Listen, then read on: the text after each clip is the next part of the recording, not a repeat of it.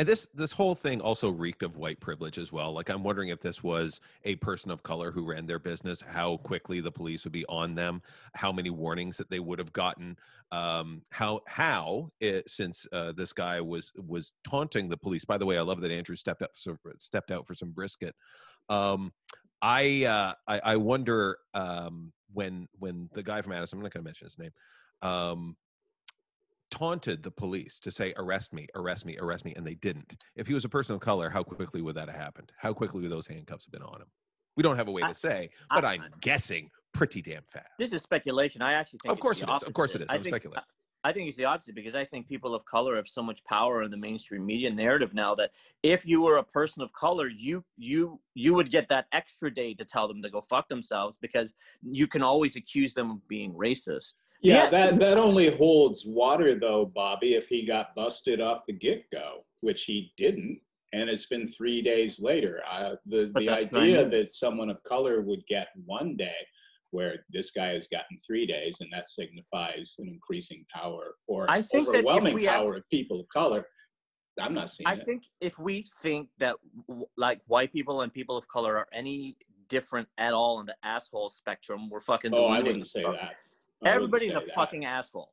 Everybody's a fucking asshole, right? Like, I don't think that white people are assholes and people of color are fucking awesome. Like, I'm seeing all this telefilm stuff, and there's literally people being like framing the narrative in a way it's like evil white people manipulating the system. People of color can't get a chance. And if the films would actually be good if we had only people of color making them, because these are the positive stories. And I was like, look, it's hard for anyone to make a film. I don't, if you're going to, your argument is falling into the same traps that I see all the time, where you're saying that these couple of people that have an extreme viewpoint represent the viewpoints of a large group of people with a myriad of viewpoints. Stop saying it's people of color.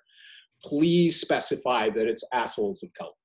It's not people of color. And that's a fair point. And so I guess for me, I'm saying we need to stop differentiating between assholes and the rest of us, because there's many fucking assholes of every race, gender, and sexuality. And they really derail the narrative. In fact, like, I actually have just refrained from having complex conversations on Facebook publicly, because it achieves nothing. So a friend of mine was like, oh, what's your point of view about the thing? And I was like, you know what, we can talk privately, right? Like this podcast is good because it's like, we have different points of view, but we have the time to talk about it, and we can disagree, and it's fine. Whereas on Facebook, it's like, if you say the wrong thing, you're a fucking asshole, and then now they're going to get all their friends to hate you. Yeah, and that's fine because it's never been different. I mean, and I think the difference for me in our opinions, Bobby, is I come from a place where a time when white privilege, white supremacy was evident, surround sound, with you every day, and had the luck to see the building blocks of that wall begin to collapse in a direction away from me, right? So I saw what a lot of these proponents of a return to some mythical period, I grew up in that, and it was hell. So I'm looking at what people are complaining about today, and I'm like, man, if you went back, like just you talking about the government not hammering people, you didn't worry about that back in the day, because your neighbor would come over with the sanction of the neighborhood and beat the crap out of you in your front yard. So I'm kind of like, well, that was my neighborhood too, right? I mean, it's like, if you grew up and just said something stupid, like, somebody was going to kick your ass. Somebody beat the shit out of you, you did something wrong. I mean, that was just not. Whereas today, it's like, if you use the wrong word, somebody is triggered. And, you know, I really don't, I have no idea about how people are these days. It just seems they seem very soft, right? Like the next generation seems very, very, very soft, afraid of conflict, afraid of competition, afraid of confrontation.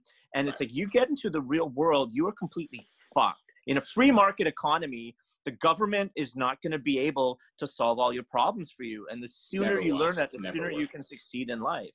My whole thing on that, though, is coming from a period where we were coming down culturally from one of the largest human slaughter fests in history, World War II. I'm a 50s baby. And you still saw the psychological fallout in the parenting of people that came out of that era and fought in that era, right? Like the stigma and the horror of war was certainly not as prevalent as it was in the 40s, but there was still fallout for it. And that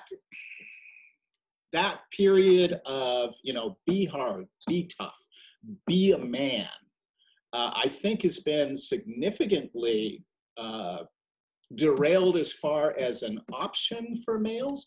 And that doesn't make me sad. I don't want to. I used to have guys who would come up to me on the street and just throw out the N-word and want to fight. I, as a kid, could tell whether someone was going to start something with me from about 2 blocks away, just from their body, like just seeing, okay, oh, now they see me. What's their body language? I'm in the shit. Yeah, me too. Right. I agree with you. I agree with you. But here's my point is that we get back to the assholes. Maybe this is the theme of the episode, but assholes exist, right? So the thing is, I understand, like, you want to shun people. 3 in this room alone. Right? 3? But if you Who's say... the outlier? Oh, really? If you say... he's a closet asshole. If people are afraid of people saying the wrong thing or using hate speech or using their fucking pronouns, right? There's so many things that you can do wrong now, right? And it's like, okay, fine. I get it. I understand the arguments about it, right? I really have the problem. Like, I respect everybody, right? That's my starting point. But there are fucking assholes in this world who beat the shit out of people, who kill people, who intimidate people. And if you do not know how to deal with them when they inevitably rear their ugly head, like this fucking barbecue asshole, right? At some point, you need to be like, okay, motherfucker, you're done.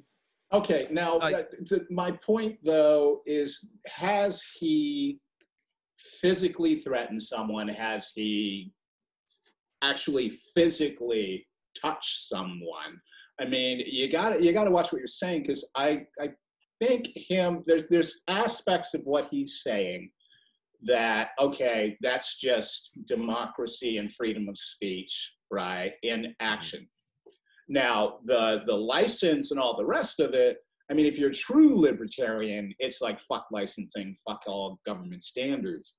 But that is more of an issue for me than him running his mouth off and being an asshole. I mean, assholes need to breathe too, and a society needs to allow certain levels of assholery to breathe in order for a society to function. There was to the speak of assholery. There was a lovely moment that someone captured on Twitter today, and this has to do with that's Elliot mine, by Page. the way. Assholery is mine. That's fine. You may have it. I was not taking your term. That's fine. Is this one of those N-words things where you can say it but I can't? Is that what you're trying to get at? Is that?